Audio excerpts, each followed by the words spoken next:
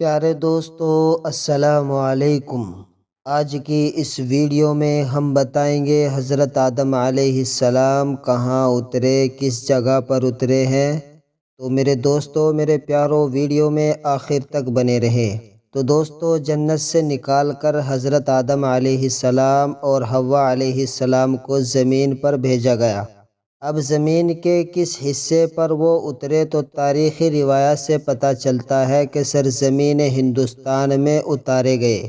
حضرت آدم علیہ السلام ہندوستان کے ایک پہاڑ پر اتارے گئے اور حضرت حوا جدہ میں اتاری۔ کہا جاتا ہے کہ حضرت آدم علیہ السلام کے ساتھ جنتی ہوا بھی تھی۔ اس ہوا کے لگنے سے ہندوستان میں بھی خوشبو ہی خوشبو ہو گئی۔ اسی کی بدولت آج بھی یہاں طرح طرح کی خوشبودار بیل بوٹے بکثرت ہوتے ہیں۔ حضرت قتادہ رضی اللہ تعالیٰ عنہ سے مروی ہے کہ اللہ تعالیٰ نے حضرت آدم علیہ السلام کو ہندوستان کے علاقے میں اتارا۔ حضرت ابن عباس رضی اللہ تعالیٰ عنہ سے مروی ہے کہ حضرت آدم علیہ السلام کو ارض ہندوستان میں اور حضرت حوا کو جدہ میں اتارا۔ ایک گروہ کا کہنا ہے کہ حضرت آدم علیہ السلام کو سری لنکا میں بوز نامی پہاڑ پر اتارا گیا اور حضرت حوا کو سرزمین مکہ میں اتارا گیا۔ پہلی بات تو یہ کہ حضرت آدم علیہ السلام ہندوستان میں اتارے یا سری لنکا میں، اس میں کوئی اختلاف نہیں، اس لیے کہ پہلے سری لنکا بھی ہندوستان کا ہی حصہ ہوا کرتا تھا۔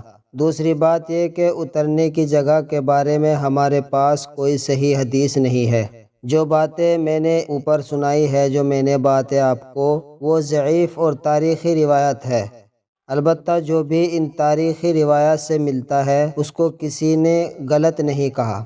علماء متقدمین اور اہل توریت و انجیل نے اس کو رد نہیں کیا، اس لیے ہم بھی اس کو مستند مان سکتے ہیں۔